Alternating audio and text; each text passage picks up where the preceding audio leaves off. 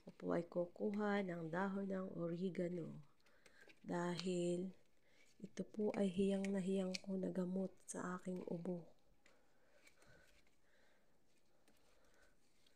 Yan, bali hugasan ko lang po itong mabuti tapos bubuhusan ko ng mainit na tubig.